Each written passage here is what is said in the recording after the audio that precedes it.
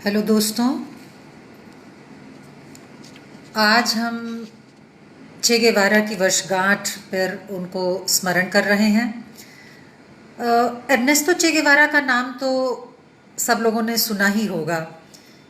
महान क्रांतिकारी थे वे, और फिदेल के साथी थे। जब क्यूबा में क्रांति की विजय हुई तो वो उनके साथ थे। और हमारे देश में उनका नाम भगत सिंह के साथ लिया जाता है, शहीद भगत सिंह के साथ लिया जाता है। और वो शायद इसलिए कि सारा जीवन चे ने भगत सिंह की तरह अपनी क्रांतिकारी जो प्रैक्टिस थी उनकी, उसमें उन्होंने लगा दिया। पूरी तरह से वो उसी में प्रति समर्पित रहे। और भगत सिंह की तरह ही वो बहुत ही छोटी उम्र में उनकी शहादत हुई। मेरे ख्याल से 1967 में, 1928 का उनका जन्म है। आज 14 जून 1928 में उनका जन्म हुआ था। और 1967 यानी 1967 में उनको वहाँ पे बोलिविया की जो फौज थी उसने उनको मौत के घाट उतार दिया। तो इस तरह से देखें तो बहुत सारे पैरेलल्स हैं शहीद भगत सिंह के साथ चे को। और हमारा, जैसा मैंने कहा, हम भारत में तो हम उनको साथ ही साथ उनका नाम लेते हैं। आज यदि चे जिंदा होते तो 92 साल के होते। और अक्सर आपने देखा होगा कि चे की फ़ोटोज़ जो हैं वो टी शर्ट्स पे होती हैं, पोस्टर्स पर लगी दिखती हैं। दुनिया भर में, ये नहीं कि सिर्फ लैटिन अमेरिका में, दुनिया भर में चे जो हैं वो एक क्रांति के एक जीवंत प्रतीक के रूप में माने जाते हैं। और शोषण के खिलाफ लड़ने की जो उनकी प्रतिबद्धता थी वो आज भी दुनिया में लाखों युवाओं को प्रेरणा देती है। और वो प्रेरणा सिर्फ एक मतलब कल्पना के तौर पे नहीं है, बल्कि कल्पना को सच्चाई में परिणीत करने के लिए, कल्पना को सच्चाई में बदलने में के लिए जो लोग प्रतिबद्ध हैं, संघर्षरत हैं, उनके लिए चे जो हैं एक शानदार उदाहरण के रूप में सामने आते हैं। तो आज हम सब लोग चे को उनकी जन्मतिथि पे याद कर रहे हैं। दुनिया में बहुत से लोग हमारी तरह होंगे जो आज उनको इसी तरह से याद कर रहे होंगे। तो आइए हम सब लोग मिलकर इस विश्वव्यापी स्मरण उत्सव में शामिल हों, चे को हम याद करें। लेकिन सिर्फ जो पोस्टर में जो चे हैं और जो टी शर्ट्स में जो चे हैं, उस छवि के कुछ परे जाकर हम देखें कि चे की क्या विचारधारा थी, चे की क्या शख्सियत थी। एर्नेस्टो चे गेवारा जो पूरी दुनिया में अपनी छाप छोड़ गए, छोटी सी उम्र में इस दुनिया से चले जाने के बावजूद। तो ऐसा क्या था उनके विचारों में जो ऊर्जा है, उनको जाने। और इसी तरह से हम भी विश्व में जो पूरा उनको आज याद किया जा रहा है जगह जगह, उसका हम लोग हिस्सा बने। तो जो उनकी चे जो थे वो केवल एक एक्टिविस्ट नहीं थे। अक्सर हम ये समझते हैं कि वो सिर्फ एक छापामार युद्ध करने वाले क्रांतिकारी थे। ऐसा नहीं था।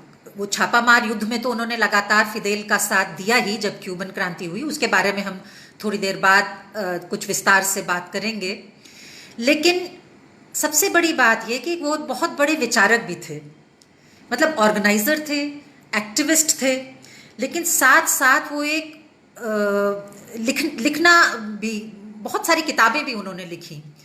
तो मेरा कहने का मतलब यह है कि उनमें थ्योरी और प्रैक्टिस का जो समागम है, जो समावेश है, वो जो हमें चे में देखने को मिलता है, ऐसा तालमेल जैसा कि हर क्रांतिकारी में होना चाहिए।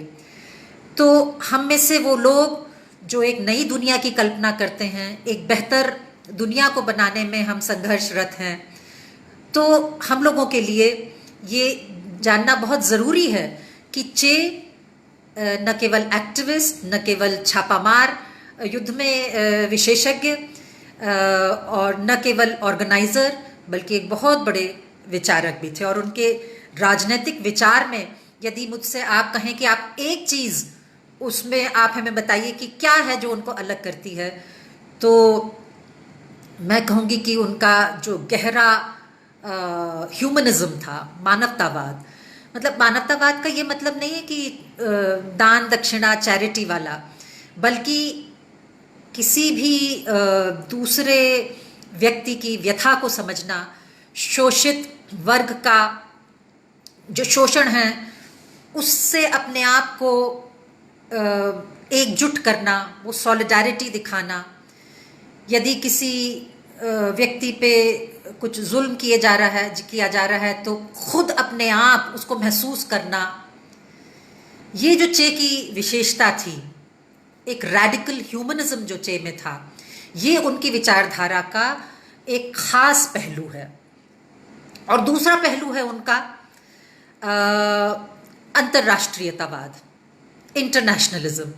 जैसा कि मैंने आपको बताया, चे बोलीविया में शहीद हुए, क्यूबन क्रांति में उन्होंने फिदेल का साथ दिया, लेकिन शायद आप में से कुछ को ये ना मालूम हो कि चे क्यूबन नहीं थे, चे अर्जेंटीना के थे।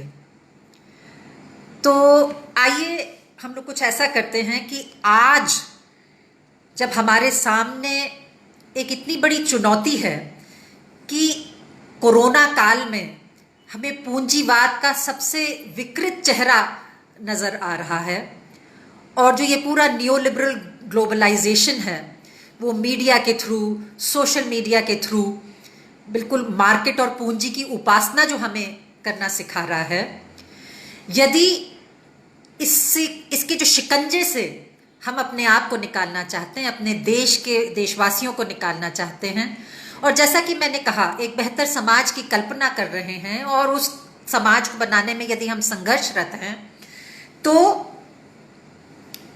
जो ये नस्लवाद और धार्मिक कट्टरतावाद से जो हमें अंधा किया जा रहा है, उसके परे यदि हम एक ऑल्टरनेटिव सोशल मॉडल, यानी एक वैकल्पिक सामाजिक मॉडल और एक वैकल्पिक विचारधारा यदि हमें बनानी है, तो उसके लिए मुझे लगता है कि चे की विचारधारा, चे की जीवनी और चे के व्यक्तित्व, उनका जो शख्सियत थी, उससे वाकिफ़ होने से हमें जो हम एक ऑल्टरनेटिव सोशल मॉडल बना रहे हैं, उसमें हमें उनका जो पूरी सोच है, और जैसे मैंने कहा उनका जो मानवतावाद है और जो उनका अंतर्राष्ट्रीयतावाद है, ये हमारे लिए एक बहुत बड़ा रिसोर्स है। तो आइए हम सबसे पहले शुरू करते हैं उनकी जीवनी से। जैसा कि मैंने शुरू में कहा, चे 14 जून यानी आज के दिन 1928 में पैदा हुए। यदि आज जीवित होते तो 92 साल के होते। चे के ऊपर कई किताबें लिखी गई हैं, फिल्में बनाई गई हैं, और आज तक उनके ऊपर लेख लिखे जाते हैं, कॉन्फ्रेंसेस होती हैं, चर्चाएं होती हैं। तो मुझे याद आता है कि वॉल्टर बेंजामिन, जो कि एक मार्क्सवादी चिंतक थे, 1940 में उन्होंने आत्महत्या कर ली। और आत्महत्या इसलिए की कि नाज़ी जो पुलिस थी, गेस्टापो, वो उनके हाथ पड़ने वाले थे।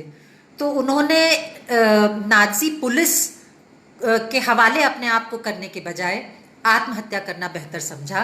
तो वॉल्टर बेंजामिन, जो कि एक बहुत ही बड़े मार्क्सिस्ट चिंतक हैं, उन्होंने कहा था कि जो शोषित हैं, जो शोषित वर्ग है, उनके लिए जो उनके मृत पूर्वज हैं, जो संघर्ष करते हुए मौत हासिल की जिन्होंने, उनमें एक ऐसी शक्ति उनसे मिलती है, एक ऐसी ऊर्जा का वो स्रोत बन जाते हैं। तो चे भी कुछ ऐसी ही शख्सियत हैं। जैसा मैंने पहले बताया, 1967 में बोलीविया के जंगलों में जब वो बोलीविया में क्रांति करने जा रहे थे, तब उस वक्त वहाँ की फौज ने CIA के इशारों पर उन्हें मशीन गन से मार दिया, मौत के घाट उतार दिया। लेकिन आज भी न केवल लैटिन अमेरिका में बल्कि पूरे विश्व में चे एक आशा की किरण है, बल्कि यूँ समझिए कि एक आग का अंगारा है, जो निराशा की जो राख होती है उसके नीचे एक आग धधकती रहती है।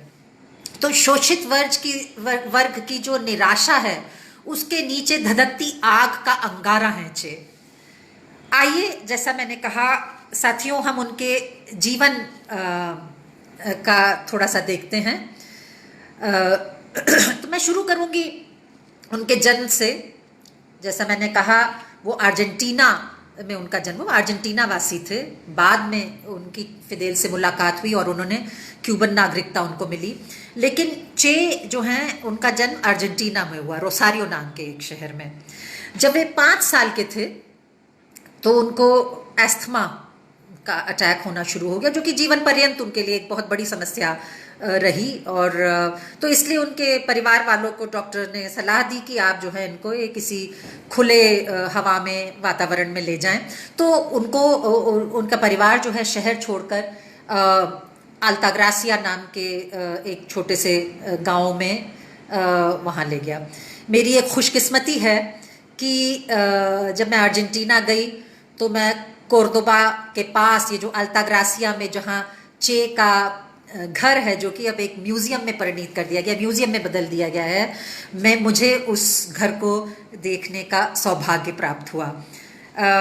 तो जैसा मैं आपको बता रही थी, छोटे से थे, एस्थमा के कारण वो चले गए, उनका परिवार जो है अल्ताग्रासिया चला गया।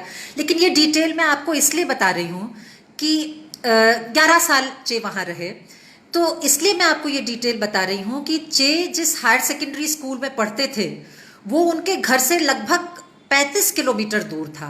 और लगातार चे हर दिन बाइसिकल पे ये रोज़ाना 35 किलोमीटर का आना जाना करते थे। तो ये जो लगन है जो एक क्रांतिकारी में होती है, वो उनमें शुरू से थी। पढ़ने के बहुत शौकीन थे, लिटरेचर पढ़ते थे, साहित्य पढ़ते थे, दर्शन पढ़ते थे, ये उनके फेवरेट थे, लिटरेचर और फिलॉसफी। लेकिन जब वो 19 साल के हुए, उनका परिवार जो है राजधानी बुएनोस आयरेस में आ गया, अर्जेंटीना की जो राजधानी है। और चे ने जो यूनिवर्सिटी ऑफ बुएनोस आयरेस में जो फैकल्टी ऑफ मेडिसिन है, जो मेडिकल कॉलेज है, उसमें दाखिला लिया डॉक्टर बनने के लिए। तो चे जो हैं असल में डॉक्टर थे। उन्होंने वहाँ 6 साल जो अपनी पढ़ाई की, वो बहुत ही उम्दा स्टूडेंट थे, बहुत ही बढ़िया फैकल्टी मानी जाती है आज भी। तो वहाँ से चे ने पढ़ाई की। 1947 में उन्होंने दाखिला लिया मेडिकल कॉलेज में, और 1953 में उनकी पढ़ाई ख़त्म हुई 6 साल में। लेकिन चे जो हैं वो डॉक्टर तो थे, डॉक्टर की तो पढ़ाई कर रहे थे। इस दौरान मैं एक और बात भी बता दूं कि वो लगातार एक क्लिनिक में भी काम कर रहे थे। स्टूडेंट थे लेकिन एक क्लिनिक में काम कर रहे थे। एक बहुत ही फेमस डॉक्टर थे जो कि एलर्जीज में काम करते थे, तो चे उनके साथ काम करते थे और लगातार पढ़ते लिखते रहते थे। अच्छे अच्छे जर्नल्स में उनके लेख छपे एलर्जीज वगैरह के ऊपर। तो चे का ये जो व्यक्तित्व है, ये शायद आप इससे वाकिफ ना हो, इसलिए मैं कुछ डिटेल्स इसलिए बता रही हूँ ताकि आप जाने कि चे कहाँ से कहाँ पहुँचे। हम उनको चे कह रहे हैं, लेकिन चे नाम उनका बहुत बाद में पड़ा है। उनका नाम था एर्नेस्तो गेवारा। आज हम उनको चे कहते हैं या एर्नेस्तो चे गेवारा कहते हैं, लेकिन उनका नाम था एर्नेस्तो गेवारा। तो जैसे मैं आपको बता रही थी, उन्होंने जो है वो मेडिसिन की पढ़ाई शुरू की, लेकिन उनको सफ़र करने का बहुत शौक था, उनको ट्रैवल करने का बहुत शौक था। तो उन्होंने 1950 में अर्जेंटीना, पूरे अपने देश का उन्होंने एक सफ़र किया और उस सफ़र की एक डायरी लिखी। और उन्होंने कहा कि मैं ये सफ़र एक पर्यटक की तरह नहीं कर रहा हूँ, मैं एक टूरिस्ट की तरह सफ़र नहीं कर रहा हूँ। और उन्होंने कहा वो कहाँ जाते थे, वो टूरिस्ट स्पॉट्स वगैरह नहीं जाते थे, वो अस्पताल जाते थे, जेलों में जाते थे लोगों से मिलने। तो उनका अपने देश को घूमने का जो इरादा था वो सिर्फ नज़ारे देखने के लिए नहीं था, बल्कि अपने देश की जो सामाजिक यथार्थ था वो देखने के लिए वो ये सफ़र करते थे। उन्होंने अपनी डायरी में लिखा है, और मैं पढ़ रही हूँ, मैंने हिंदी में अनुवाद किया है आपके लिए उसके लिए। तो वो कहते हैं कि पर्यटन के खूबसूरत ब्रोशर से आपको ज़िंदगी का मायना नहीं पता चलेंगे, न आपको लोगों के जीवन का एहसास मिलता है।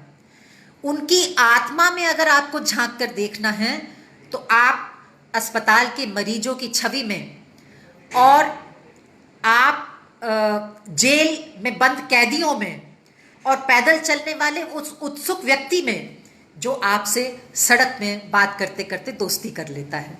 तो चे के जो ये सफ़र उन्होंने किए, ये उनकी जीवन में बहुत ही इसमें प्रभाव पड़ा। इसी तरह से जैसे 1950 में मैंने आपको बताया कि उन्होंने पूरे अर्जेंटीना अपने देश में उन्होंने सफ़र किया। एक बहुत ही ज़रूरी सफ़र जो उनके लिए रहा वो था 1951 टू 52, यानी 1 साल वो पढ़ाई कर ही रहे थे, उन्होंने 9 महीने की छुट्टी ली और उन्होंने पूरे लैटिन अमेरिका के काफ़ी देशों का सफ़र किया। आप लोगों में से कई को मालूम होगा कि उसमें से जो उनकी डायरी, हर चीज़ की डायरी लिखते थे। बोलीविया जब गए तो बोलीवियन डायरी, कॉन्गो में जब लड़ाई करने गए तो उनकी अफ्रीका डायरी है।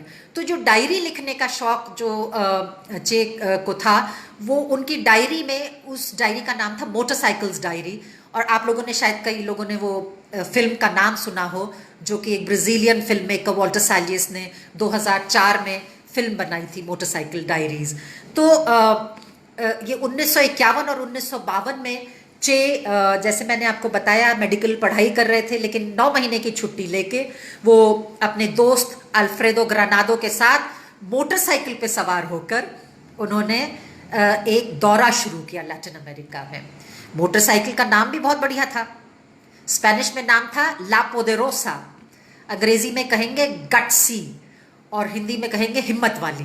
उन्होंने अपनी मोटरसाइकिल का नाम रखा हिम्मत वाली। और दोनों दोस्त अल्फ्रेडो ग्रानाडो और एर्नेस्टो चे गेवारा लैटिन अमेरिका की एक बहुत बड़े सफ़र पे निकले। ये सफ़र उनके लिए बहुत ही ज़रूरी था। जैसे मैं आपको एक वाक़या बताऊं, जब वो पेरू जब पहुँचे तो वहाँ पे उन्होंने क्या किया, वहाँ का जो लेप्रेसी हॉस्पिटल था, जो कुष्ठ रोग से जो पीड़ित लोग थे, अस्पताल क्या था, एक जंगल में झोपड़ियाँ सी बना रखी थी, तो वहाँ जाना बड़ा मुश्किल था। तो चे ने अपनी मोटरसाइकिल पार्क की, एक पूरी नदी जो है उसको तैर के वहाँ पे जो झोपड़ियाँ थी जिसमें कुष्ठ रोग के लोग रहते थे, वो वहाँ गए और उनके साथ रहे, काफ़ी बिताया। बल्कि अपना 24वां जन्मदिन उन्होंने उस लेप्रेसी हॉस्पिटल में बिताया। तो चे की जो ये सफ़र हुआ करते थे, जैसा मैंने आपको बताया, ये सिर्फ प्लेजर ट्रिप्स नहीं हुआ करती थी, ये जो है एक टूरिज़्म नहीं था, बल्कि ये अपने एक यथार्थ को समझने की, उसको जीने की जो उनकी इच्छा थी, उससे जुड़ा हुआ था। और एक ये भी था कि चे जो है केवल अध्ययन और सहानुभूति तक सीमित नहीं रहना चाहते थे। तो इन यात्राओं में उन्होंने जो है शोषित वर्ग की भूख और उनके दुख के प्रति जो जागरूकता उनमें पैदा हुई, और यही उनकी जो राजनीतिक जागरूकता थी और जो बाद में उनका जो फॉर्मेशन हुआ, पॉलिटिकल फॉर्मेशन, उसमें ये जो इनकी सारी यात्राएं थी जिस पे कि वो मोटरसाइकिल डायरीज़ लिखी गई है, ये बहुत ही ज़रूरी थी।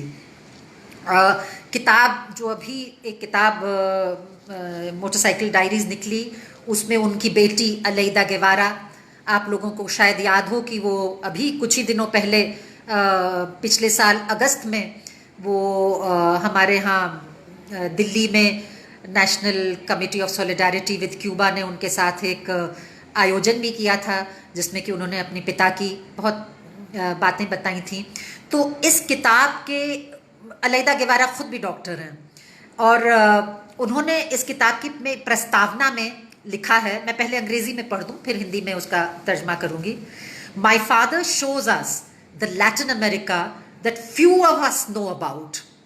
His awareness grows that what poor people need is not so much his scientific knowledge as a doctor, but his strength and persistence to bring about a social change that would enable them to live with dignity and that had been taken from them and trampled upon for centuries. यानी वो लिखती हैं कि मेरे पिता जिस Latin America का चित्रण अपनी डायरियों में करते हैं वो लैटिन अमेरिका बहुत कम लोगों ने देखा होगा। और वो बताते हैं कि उनकी जागरूकता किस तरह से बढ़ी कि जो गरीब लोग हैं उनको उनकी डॉक्टरी की जो साइंटिफिक यानी जो वैज्ञानिक जो उनकी प्रिपरेशन थी उसकी ज़रूरत तो थी ही, लेकिन उससे कहीं ज़्यादा इन गरीब लोगों को ज़रूरत थी उस सामाजिक बदलाव की जो जिसको वो पूरी ताकत और दृढ़ता से करना चाहते थे। तो वो कहते थे कि ये सामाजिक बदलाव उन्हें लगा कि किस लिए आना चाहिए, ताकि ये जो शोषित वर्ग है, जो गरीब हैं, वो गरिमा से रह पाएं, डिग्निटी से रह पाएं। तो सबसे at the centre of chase project जो मतलब जो केंद्र है चे की विचारधारा का वो ये है कि हर व्यक्ति अपनी जिंदगी में गरिमा से रह पाए, वो गरिमा जो कि शोषित वर्ग में के लोगों के लिए सेंचुरी से शताब्दियों से पैरों तले रौंद दी गई है। तो ये प्रस्तावना में अलैदा गेवारा अपने फादर की जो किताब है मोटरसाइकिल डायरीज उसमें लिखती हैं।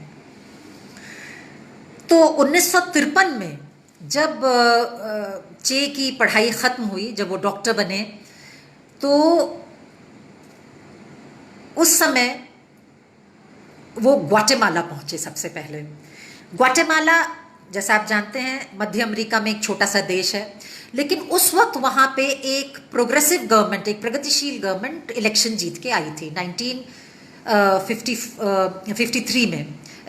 वहाँ पे एक जो कि ऐसे प्रेसिडेंट थे वहाँ के राष्ट्रपति जो कि भूमि वितरण कर रहे थे, लैंड रिफॉर्म कर रहे थे और बहुत एक सोशलिस्ट प्रोजेक्ट को के तहत एक पॉलिसीज वो कर रहे थे। तो चे को लगा कि उसकी जो है एक फर्स्ट हैंड एक्सपीरियंस, उसका एक अनुभव करने के लिए मुझे ग्वाटेमाला जाना चाहिए। तो चे अपनी पढ़ाई ख़त्म होते ही वो ग्वाटेमाला पहुँचे, लेकिन जो वो प्रगतिशील सरकार वहाँ चुन के आई गई थी वो अमेरिका को हजम नहीं हो रही थी। अमेरिका उस वक्त शीत युद्ध का पूरा दौर चल रहा था सोवियत यूनियन और अमेरिका के बीच में, और अमेरिका कतई नहीं चाहता था कि अभी क्यूबन क्रांति नहीं हुई थी, क्यूबन क्रांति 1959 में होगी। तो ये जो पहली एक पहल हुई थी ग्वाटेमाला में क्रांति की आर्बेंस के द्वारा, तो 1954 में 1954 में CIA ने उनको एक तख्ता पलट, एक कूद तात करके तख्ता पलट करके उनको गिरा दिया। तो ये जो पूरा दौर था जब कि चे ने वहाँ जिया इसको, तो ये भी उनके लिए बहुत ही निर्णायक रहा उनकी पॉलिटिकल फॉर्मेशन में। तो जैसे मैंने आपको बताया जो पूरे सफ़र उन्होंने किए, अस्पतालों में घूमना, कैदियों से मिलना, लोगों से मिलना सड़क पे, और साथ में ये ग्वाटेमाला का जो ये था कि जो उन्होंने अपनी आंखों से देखा कि किस तरह एक अच्छी खासी सरकार जो कि शोषित वर्ग के लिए, गरीबों के लिए एक सामाजिक न्याय की पॉलिसीज इम्प्लीमेंट कर रही थी, उसको वहाँ का जो ओलिगार्की थी ग्वाटेमाला की और वहाँ के जो इलीट वर्ग था और CIA की मदद से किस तरह से वहाँ तख्ता पलट हुआ, ये चे ने अपनी आंखों से देखा। लेकिन चूंकि वो विदेशी थे इसलिए वो वहाँ बहुत कुछ कर नहीं सकते थे, और उन्होंने क्योंकि हालात ख़राब हो रहे थे वहाँ से बेहतर लगा उन्हें कि मैं निकल जाऊँ, और वो मेक्सिको गए। ये कहानी मैं आपको इसलिए बता रही हूँ कि मेक्सिको है जहाँ उनकी मुलाकात फिदेल कास्त्रो से होती है। वो जब ग्वाटेमाला में थे तो उनको एक ऐसे क्यूबन से मित्रता हुई जिसने कि 26 जुलाई 1953 में जब फिदेल कास्त्रो ने पहली बार क्रांति की कोशिश की थी और मोंकाडा जो आर्मी बैरक्स थे उनके ऊपर अटैक किया था, उन पर हमला किया था, लेकिन वो पकड़े गए थे और जेल में डाल दिए गए थे। तो अभी हाल ही में फिदेल जेल से रिहा किए गए थे और रिहा होते ही वो मेक्सिको आ गए। तो ये जो अंतोनियो नून्यो थे, इनके साथ इनकी जब दोस्ती हुई थी चे की, तो उन्होंने फिदेल के साथ इनका परिचय करवाया। बताया जाता है कि जो पहली मीटिंग थी फिदेल और चे की, वो घंटों चली, घंटों तक दोनों ने आपस में बात की। और तब फिदेल ने उनको बताया किस तरह से वो एक प्लान बना रहे थे, एक योजना बना रहे थे क्यूबा में क्रांति करने का। और जैसा आपको कुछ मालूम होगा कि 1953 का जो 26 जुलाई मूवमेंट था वो तो विफल हो गया था उसमें, लेकिन फिदेल ने हार नहीं मानी थी। वो लगातार जो है तैयारी करते रहे क्यूबन क्रांति की। तो मेक्सिको में 80 क्रांतिकारी जमा हुए और चे ने कहा मैं भी आपका साथ दूंगा। तो इस तरह से चे फिदेल के साथ उन 80 लोगों में शामिल हुए जो ग्रानमा नाम की एक जहाज में वो लोग सब वहां पहुंचे। वो पहुंचे क्यूबा, और क्यूबा में फिर उन्होंने 3 साल जो है ग्रानमा से वो निकले और सियरा माएस्त्रा में पहाड़ियों में उन्होंने संघर्ष किया। और जैसा कि आपको मालूम है 1 जनवरी 1959, 1 जनवरी 1959 में क्यूबन क्रांति सफल हुई। तो चे का फिदेल के साथ मिलना, तब से चे का नाम चे पड़ा। उससे पहले तो वो अल्फ्रेडो गेवारा थे। तो ये नाम जो है उनको क्यूबन क्रांतिकारियों ने दिया। चे का अर्थ है दोस्त, मतलब जो अमेरिंडियन लैंग्वेजेस हैं अर्जेंटीना में चे दोस्त को कहते हैं, यार, दोस्त। तो ये चे का नाम फिदेल के साथ जो ये उनकी जो ये शुरू की जो क्रांतिकारी गतिविधि थी उस दौरान मिला। तो एर्नेस्टो गेवारा किस तरह से चे बने उसकी कहानी मैंने आपको बताई। अब मैं आपको ले जाना चाहूँगी कि क्यूबा में जब क्रांति सफल हुई, उसमें मैंने आपको जैसे बताया 3 साल जो सियरा माएस्त्रा में छापामार युद्ध होता रहा, उसमें चे पूरी तरह से संघर्षरत रहे थे क्यूबन्स के साथ। और हालांकि वो अर्जेंटीनियन थे, लेकिन जब क्यूबन क्रांति का ट्रायम्फ हुआ, जब after the Triumph of the Cuban revolution, चे वहीं रह गए और उनको फिदेल ने निमंत्रित किया कि आप यहीं रहिए, और उनको क्यूबन सिटीजनशिप, नागरिकता दी गई, जो कि उन्होंने सहर्ष स्वीकारी। और वो क्यूबन नागरिकता लेकर चे ने नई जो क्रांति हुई थी उसमें पूरी तरह से वो लग गए उसमें। तो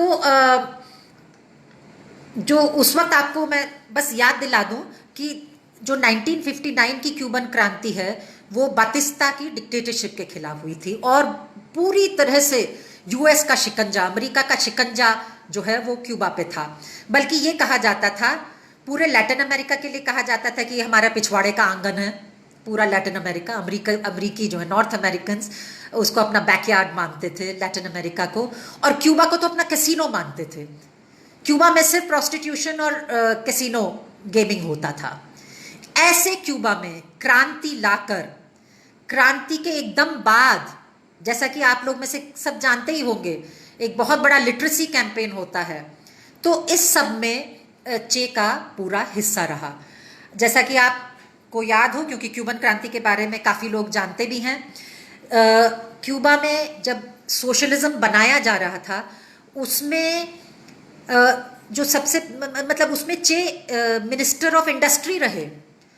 उन्होंने जो बैंक बना, जो नेशनल बैंकिंग सिस्टम है, उसके भी वो डायरेक्टर रहे। और जो एग्रेरियन पॉलिसी हुई उसके भी वो एग्रेरियन रिफॉर्म इंस्टीट्यूट के डायरेक्टर रहे। यानी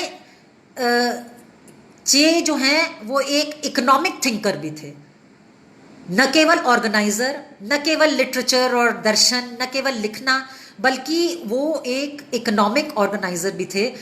उस विषय में मैं आपको बहुत ज़्यादा नहीं बता पाऊंगी क्योंकि वो मेरा स्पेशलाइजेशन नहीं है, लेकिन ये जानना अपने आप में मेरे ख्याल से ज़रूरी है कि सोशलिज्म कंस्ट्रक्ट करने के लिए, समाजवाद की संरचना करने में क्यूबा ने पहले से ही कह लिया था कि हम अपने रियलिटी के हिसाब से, अपनी वास्तविकता के हिसाब से अपना समाजवाद बनाएंगे।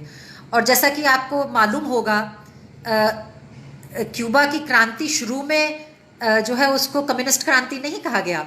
कम्युनिस्ट पार्टी ऑफ क्यूबा बनी 1965 में। तो जो उस समय जो पॉलिटिकल फॉर्मेशन था, जो उस वक्त जो राजनीतिक संगठन था, उसमें भी चे शामिल रहे और 1965 में फाइनली जो कम्युनिस्ट पार्टी ऑफ क्यूबा बनी उसमें भी वो पूरी तरह से शामिल थे। तो ये बात भी शायद आपको मालूम है कि क्योंकि चे एक अंतर्राष्ट्रीयतावादी सोच रखते थे, इसलिए उन्होंने सिर्फ क्यूबा में रहना, उन्हें लगा कि मैंने क्यूबा में अपना काम कर दिया है। और 1965 में जब कम्युनिस्ट पार्टी बनी तो उसके बाद वो और वैसे भी क्योंकि क्यूबा ने कॉन्गो में जो वहाँ पे इंडिपेंडेंस मूवमेंट चल रहा था और अल्जीरिया में जो नेशनल लिबरेशन मूवमेंट चल रहा था, यानी अफ्रीका में, वहाँ बहुत सारे क्यूबा के सिपाही गए, नेता गए और चे भी वहाँ गए। चे कॉन्गो में रहे और वहाँ पे उन्होंने अपनी वो द अफ्रीका डायरी लिखी, अफ्रीकन डायरी लिखी। लेकिन इस दौरान उनकी जो व्यक्तिगत जीवन है उसके बारे में मैंने आपको नहीं बताया है, लेकिन उन्होंने अलाइदा गेवारा मार्च से शादी की, जिनसे कि उनके 4 बच्चे हुए, जिसमें से कि जो अदेलिता हैं, जो अलाइदा गेवारा जिन्हें हम जानते हैं, जो कि हिंदुस्तान 2 बार आ चुकी हैं। और जैसा मैंने आपको बताया, अभी कुछ महीनों पहले ही हमारा सौभाग्य रहा उनसे मिलने का, हम दिल्ली वासियों का, और आप सब लोगों ने शायद फेसबुक पे भी उनको देखा होगा। तो मैं ये अब इस बात ये जीवनी मैंने आपको बताई। अब मैं आपके सामने एक जो पॉइंट रखना चाह रही हूँ वो ये है कि चे, इस जीवन को देख के लगता है कि वो शायद चे जो है उन्होंने कुछ लिखा क्या। मुझे लगता है कि वो एक बहुत बड़े बुद्धिजीवी भी थे, उन्होंने बहुत कुछ लिखा। तो आइए अब हमने उनके जीवन को देख लिया है, जो उनकी पूरी जो एक पॉलिटिकल फॉर्मेशन थी, किस तरह से भी उनकी जो राजनीतिक ट्रेनिंग हुई, किस तरह से अर्नेस्टो गेवारा से वो अर्नेस्टो चे गेवारा चे बने, ये हमने देखा। अब हम देखते हैं कि किस तरह से चे जो हैं वो एक बुद्धिजीवी की तरह से उनका जो वो पहलू है उसको भी हम देखें। जब CIA ने 1967 में उनको मौत के घाट उतारा, तो वो इसलिए उतारा कि उन्हें लगा कि ये जो क्रांतिकारी है, ये जो पूरी तीसरी दुनिया है, इसके लिए एक बहुत ही खतरनाक आइकॉन के रूप में ये उभर रहा है, इसलिए उनको मार दिया गया। लेकिन जैसा कि फिदेल ने कहा है, आप विचारों को नहीं मार सकते। तो जो चे के जो विचार हैं वो अभी तक हैं। आज भी लैटिन अमेरिका में जो नए सोशल मूवमेंट्स जो शुरू हुए, जिनकी की वजह से कई देशों में प्रगतिशील वामपंथी सरकारें बनी, उन सारे मूवमेंट्स में भी चे की प्रेरणा जो है उसको देखा जा सकता है। लेकिन यदि हम उनके आदर्शों को समझना चाहें और उनके आदर्शों को हम देखना चाहें, तो ये बहुत ज़रूरी है कि हम उनकी पॉलिटिकल थॉट, जो उनकी राजनीतिक विचारधारा है, उसके ऊपर भी थोड़ा गौर करें। क्योंकि जो टीवी और जो सोशल मीडिया वगैरह पे भी जो एक उनकी इमेज है वो कुछ इस तरह की इमेज है कि कुछ एक रॉबिन हुड टाइप, लंबे बाल, एक स्टार लगी हुई टोपी, और ऐसा लगता है जैसे कि वो कोई बहुत बड़े एडवेंचरर थे, रॉबिन हुड थे, वो कोई रोमांटिक हीरो थे। तो ये वाली जो एक उनकी जो छवि है, वो ऐसा लगता है कि अच्छा ये एक रोमांटिक हीरो हैं, ये शायद इस दुनिया से परे जो लोग होते हैं वो हैं, खूबसूरत हैं, लेकिन इनकी तरह होना मुश्किल है क्योंकि ये तो एक रोमांटिक हीरो हैं। तो इस तरह की जो इमेज है, मेरे ख्याल से ये एक छद्म छवि है चे की, और इसलिए ये ज़रूरी है कि यदि हम चे को क्रांतिकारी पॉपुलर स्पेस में लाना चाहते हैं तो हम चे को एक बुद्धिजीवी की तरह भी समझे, क्योंकि जो वो लिखते थे, जो उनके विचार थे, जैसा मैंने कहा, वो उनकी जो राजनीतिक गतिविधियां थी उनसे जुड़े हुए थे। तो मैंने आपको बताया था कि चे बहुत पढ़ा करते थे जब छोटे थे। तो एक चीज़ आपको बड़ी इंटरेस्टिंग मैं बताती हूँ कि जब चे 15 साल के रहे होंगे तभी उन्होंने 15 से 17 साल की उम्र में ही उन्होंने 17 साल के हुए होंगे, उन्होंने मार्क्स का कैपिटल पढ़ लिया था, दास कापिताल। बड़ा मुश्किल है उसको पढ़ना, लेकिन 17 साल की उम्र तक उन्होंने, 15-16 साल की उम्र में शुरू किया और 17 साल तक उन्होंने communist manifesto, Das Kapital, the Capital, ये सारी किताबें उन्होंने पढ़ ली थी। यहाँ तक कि जब वो 19 साल की उम्र में जब वो मेडिकल कॉलेज गए, उससे पहले उन्होंने एक डिक्शनरी ऑफ फिलॉसफी लिखनी शुरू की। उस डिक्शनरी ऑफ फिलॉसफी के 6 वॉल्यूम्स 1954 तक, जब वो मेक्सिको गए फिदेल से जब मिले, तब तक उसके 6 वॉल्यूम्स उन्होंने लिख लिए थे। उनमें से कुछ छप भी चुके हैं, सारा तो नहीं छपा है, लेकिन इनमें से कुछ छप भी चुके हैं। तो उस डिक्शनरी में क्या करते थे वो, जो मार्क्सवादी टर्म वो पढ़ते थे उसको वो डायरी में लिख लेते थे और उसका पूरा फिर उसका डिस्क्राइब करते थे, उसका फिर वर्णन करते थे कि इसका कंसेप्ट का मतलब क्या है। इस तरह से उन्होंने एक 6 वॉल्यूम्स की एक फिलॉसफी की डिक्शनरी बनाई थी। तो ये अपने आप में एक बहुत ही इंटरेस्टिंग चीज़ है कि उनके जो पत्र वो लिखते थे, क्योंकि वो ज़्यादातर बाहर रहते थे, तो अपनी वाइफ को जो पत्र लिखते थे या अपने फैमिली मेम्बर्स को जो वो पत्र लिखते थे, उनमें भी काफ़ी मार्क्सवादी चेतना देखी जा सकती है। वो अक्सर वो उसके बारे में लिखा करते थे अपने पत्रों में भी।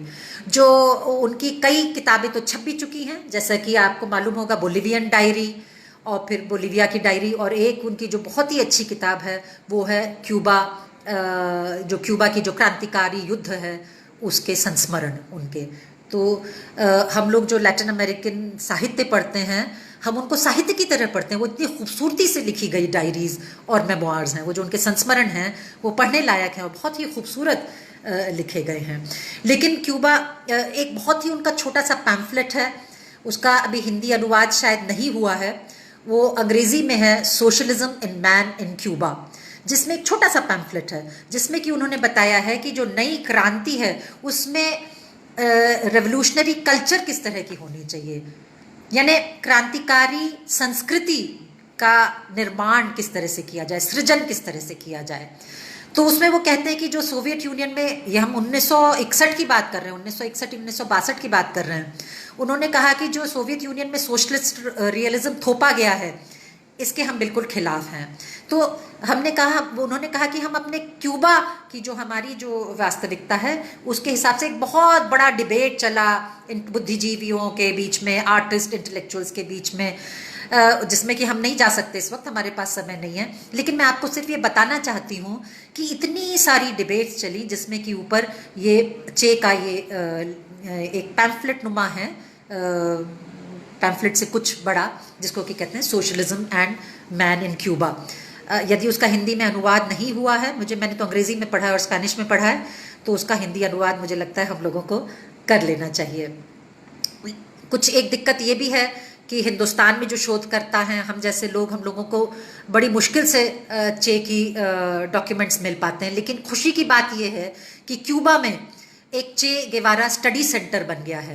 उनकी वाइफ जो अलैदा मार्च थी उन्होंने शुरू किया था और अब एक पूरे फाउंडेशन है जो उनको देखती है। और आपको जान के हैरानगी होगी कि यूनेस्को की जो वर्ल्ड मेमोरी मतलब विश्व स्मृति की जो विरासत है उसमें चे का स्टडी सेंटर उन्होंने शामिल कर लिया है। वो आसानी से शामिल नहीं करते हैं और साथ में यूएस इंपीरियलिज्म का बहुत बड़ा जोर था कि आप नहीं करेंगे, लेकिन चे की जो विचारधारा है और इतना सारा उनका लेखन है जो कि अभी पूरा पब्लिश भी नहीं हुआ है, उसको देखकर यूनेस्को ने उसको एक वर्ल्ड पैट्रिमनी ऑफ ह्यूमैनिटी यानी मानवता की एक विरासत के रूप में स्वीकारा है।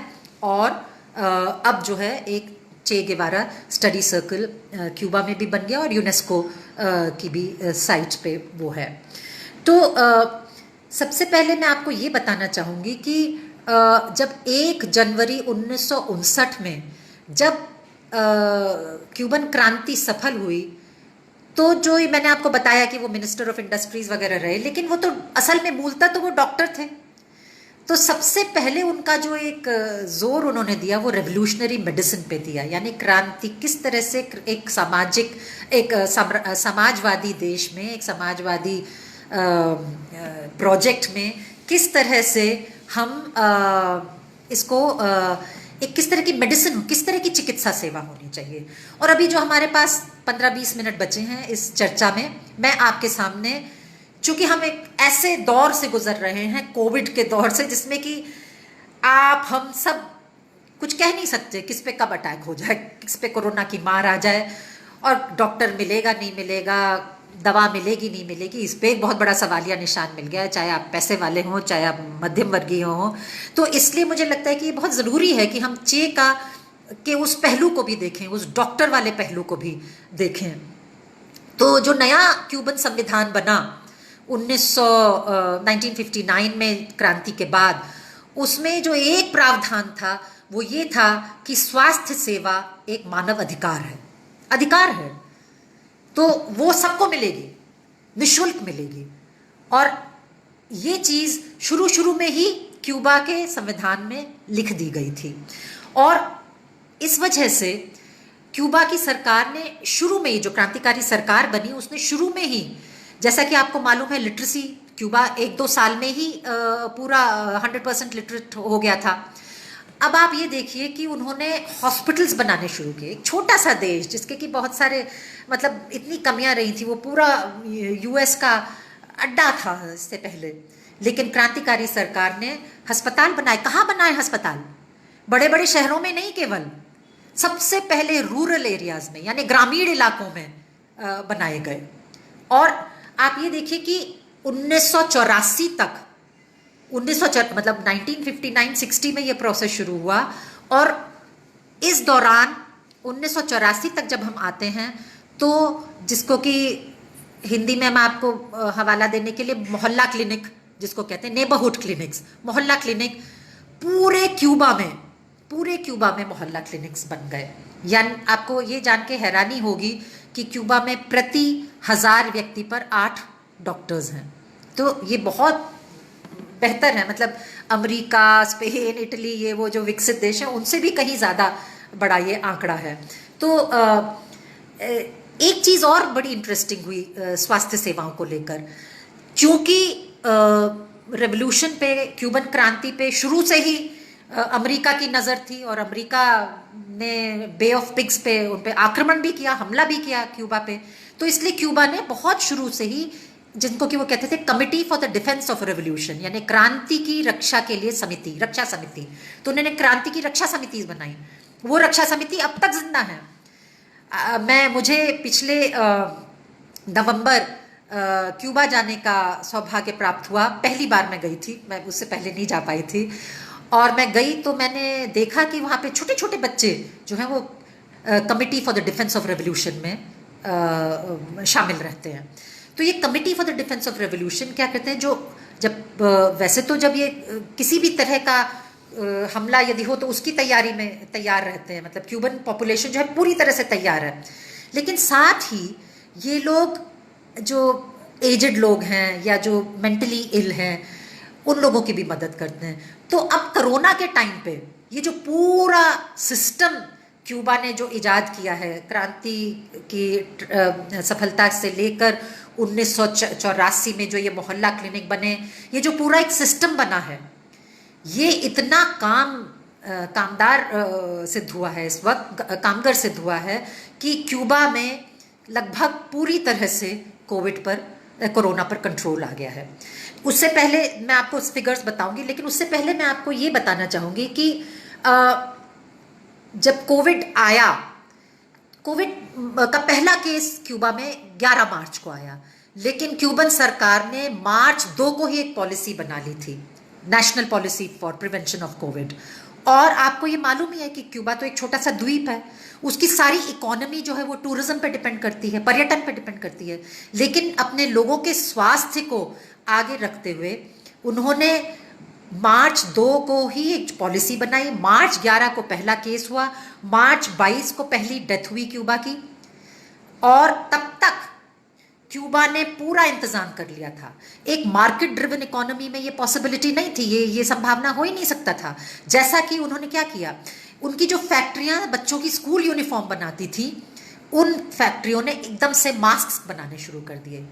और जब महान अमेरिका, प्रेसिडेंट ट्रंप का अमेरिका जब वहाँ पे डॉक्टर्स के पास पर्सनल प्रोटेक्शन इक्विपमेंट और मास्क की कमी हो रही थी, क्यूबा ने अपने सारे डॉक्टरों को ये सारी चीज़ें मुहैया करा दी थी। न केवल डॉक्टरों को, अपने डॉक्टरों को, बल्कि वो बाहर भी उन्होंने अपने डॉक्टर भेजे, मेडिसिन भेजी।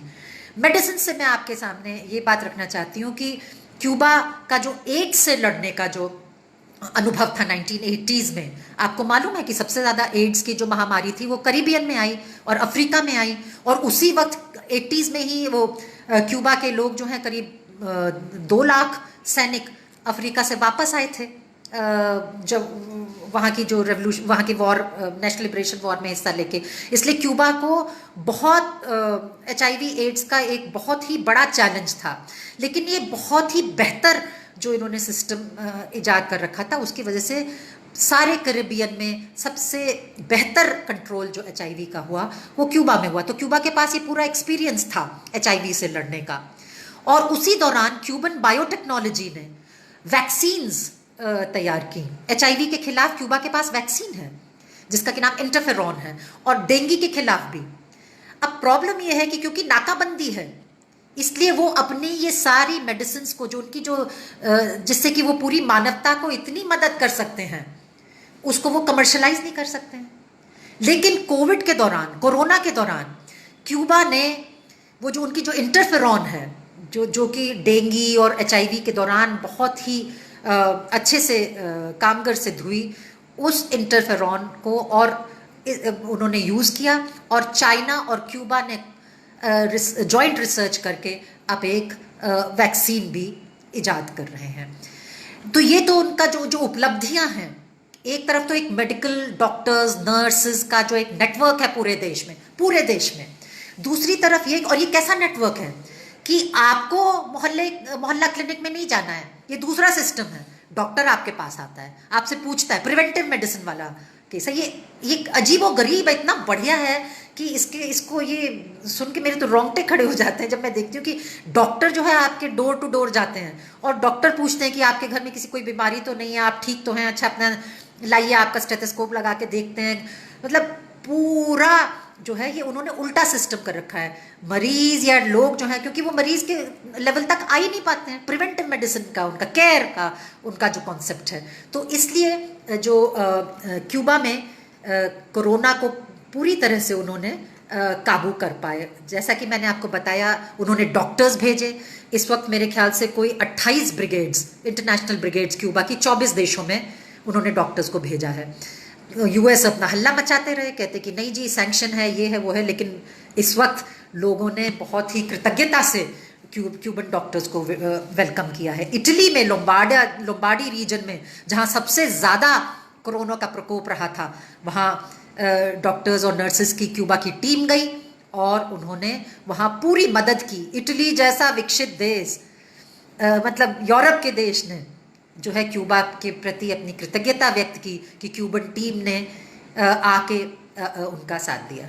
और क्यूबा की एक और खासियत है जो मैं आपके सामने लाना चाहती हूँ, सिर्फ मतलब ये ग्लोबल सॉलिडारिटी नहीं कि मतलब हम जहाँ जो परेशान होगा वहाँ अपने डॉक्टर्स भेजेंगे, कहीं भूकंप हुआ तो वहाँ क्यूबा के डॉक्टर्स पहुँच जाएंगे, कहीं हरिकेन आया वहाँ पहुँच जाएंगे। आज कोरोना की महामारी में सारी दुनिया में क्यूबन डॉक्टर्स पहुँचे हुए हैं। साथ ही क्यूबन मेडिसिन सिर्फ अपने तक अपनी जानकारी सीमित नहीं रखते हैं, वो transfer of technology, transfer of knowledge में भी विश्वास रखते हैं। तो वो आपको बताएंगे भी, आपके डॉक्टर्स को समझाएंगे भी कि आप ये कीजिए। और एक दूसरी बहुत इंपॉर्टेंट चीज़ जो मैं आपको बताना चाहूँगी कि क्यूबा मेडिसिन सिस्टम जो है एक इंटीग्रेटेड मेडिकल सिस्टम है। जैसे कि इस वक्त कोरोना के लिए उन्होंने न केवल एलोपैथी का लिया है, उन्होंने प्रेवीर करके एक होम्योपैथी की दवाई है जो उनके डॉक्टर्स ने डोर टू डोर, दरवाजे, हर घर के दरवाजे पे जा जा के दी है और उनको बताया है कि ये मतलब इससे ठीक नहीं होंगे लेकिन ये प्रिवेंटिव है। तो क्यूबा का जो मेडिकल सिस्टम है, जो मेडिकल मेडिसिन की पढ़ाई होती है, उसमें एक इंटीग्रेटेड सिस्टम है। आप सिर्फ एलोपैथी नहीं सीखते हैं, आप एलोपैथी और होम्योपैथी सीखते हैं। और साथ ही क्यूबा जो है, जो ट्रेडिशनल मेडिसिन है, जो उनके अफ्रीकन जो स्लेव्स जो हैं, जो पूर्वज हैं, वो लेके आए थे, जो उनके जो इंडिजिनस लोग हैं वो लेके आए थे, वो सारा मेडिसिन, वो एक इंटीग्रेटेड मेडिकल साइंस है उनकी। तो ये भी एक खासियत है क्यूबन मेडिकल सिस्टम की कि वो ट्रेडिशनल मेडिसिन, होम्योपैथी और एलोपैथी सबका इस्तेमाल एक करते हैं। ये 2 टियर 3 टियर सिस्टम नहीं है उनका, एक 1 टियर सिस्टम है। तो ये ट्रांसफर ऑफ टेक्नोलॉजी वाली जो मैं आपको बता रही थी कि ये ट्रांसफर ऑफ टेक्नोलॉजी उन्होंने वेनेजुएला को भी दी। और आज लैटिन अमेरिका के देशों में, क्यूबा ने तो खैर पिछले मेरे ख्याल से 1 जून से अब कोई कोरोना डेथ नहीं हुई है। क्यूबा में कुल 11 मिलियन पॉपुलेशन है क्यूबा की, उसमें 2300 केस हुए, और वो भी इसलिए कि क्यूबा में टूरिज्म बहुत होता है। 2300 केस हुए जिसमें कि सिर्फ 83 डेथ्स हुई। और पिछले 10 दिन से अभी प्रेसिडेंट साहब का वो आया था बयान आया था कि अभी क्यूबा में कोई नई डेथ नहीं हुई है। तो ये उनकी एक बहुत ही बड़ी उपलब्धि है। वियतनाम, क्यूबा, ऐसी क्या चीज़ है इन देशों में कि इन लोगों ने कोरोना पे जीत हासिल कर ली है। और हम लोग कि मतलब ऐसी कौन सी चीज़ है जो हमें रोके हुई है। यदि हम एक चीज़ का नाम लेना चाहें तो शायद वो यही है कि हम एक समाजवादी देश में नहीं जी रहे हैं। क्यूबा के तो वेनेजुएला में हज़ारों क्यूबन डॉक्टर्स हैं। इसी तरह से इक्वाडोर में जब राफेल कोरेया, जब वहाँ पे लेफ्ट की सरकार थी, तो उस वक्त बहुत सारे क्यूबन डॉक्टर्स थे वहाँ। लेफ्ट की सरकार गिर गई, लेनिन मोरेनो जो है वो बिक गए। अब जो है इक्वाडोर में बुरा हाल है कोविड का। पूरे लैटिन अमेरिका में, खासकर ग्वायाकिल नाम का जो एक शहर है उसमें हज़ारों लोग मर चुके हैं। ब्राज़ील, जो कि लूला और डिल्मा के टाइम बहुत सारे क्यूबन डॉक्टर्स, क्योंकि इतनी बड़ी एक्सपर्टीज़ है क्यूबा के पास, वो वहाँ गए। तो उस वक्त जब बोल्सोनारो जीते इलेक्शन तो उन्होंने क्यूबन डॉक्टर्स को निकाल दिया। आज हाथ जोड़कर उनको वापस ले लिया है क्यूबा के डॉक्टर्स को। तो क्यूबा के डॉक्टर्स पूरे विश्व भर में अपनी एकजुटता इस वक्त कोरोना की महामारी के टाइम दिखा रहे हैं। एक आखिरी चीज़ मैं आपसे बस ये कहना चाहूँगी। मैंने आपको बताया कि किस तरह से डॉक्टर्स जो हैं क्यूबा के गए हैं। न केवल क्यूबा अपने डॉक्टर्स को भेजता है, बल्कि न वो बाहर के मरीजों को भी ठीक करता है। और सबसे बड़ी चीज़, ये चीज़ बता के बल्कि मैं अपनी बात को फिर ख़त्म करना चाहूँगी कि सबसे बड़ी चीज़ है, और ये मेरा सौभाग्य था कि मैंने इसे अपनी आँखों से देखा, वो है Latin American school of medicine. Fidel ने स्पेशल पीरियड 90s में हुआ था, सोवियत यूनियन ख़त्म हो चुका था, क्यूबन इकोनॉमी बहुत ही बुरी हाल में थी, लेकिन हेल्थ और एजुकेशन पे कोई आंच नहीं आने दी क्यूबन सरकार ने। यहाँ तक कि 1999 में जब वो लोग स्पेशल पीरियड से उभरे तो फिदेल ने Latin American school of medicine की स्थापना की, जिसको कि एलाम के नाम से जाना जाता है, एस्क्वेला लातिनोअमेरिकाना दे मेडिसिना, एलाम के नाम से जाना जाता है। जब मैं वहाँ गई एलाम में, वो पूरा इंटरनेशनल स्कूल है, लेकिन कौन कौन से देशों के बच्चे वहाँ मेडिसिन पढ़ रहे थे। ऐसे ऐसे देश जिनका कि नाम आपने कभी अपने ओठों से निकाला नहीं होगा, जैसे कि पोलिनेशिया। इंडिया के भी, हमारे देश के भी कुछ लोग जा चुके हैं। मैं मिली श्रीलंका के लोग बच्चों से। पोलिनेशिया, मतलब छोटे छोटे देश के बच्चे वहाँ जाके मेडिसिन करते हैं। यहाँ तक कि यूनाइटेड स्टेट्स के स्टूडेंट्स भी वहाँ आके अच्छी मेडिकल ट्रेनिंग लेते हैं। MBBS जो भी है वो 6 साल का वो करते हैं। और एक बहुत ही, यानी मैं ये कहने की कोशिश करूँ कि न केवल वो अपने डॉक्टर्स विदेश में भेजते हैं, बल्कि एक मेडिकल ट्रेनिंग भी करते हैं।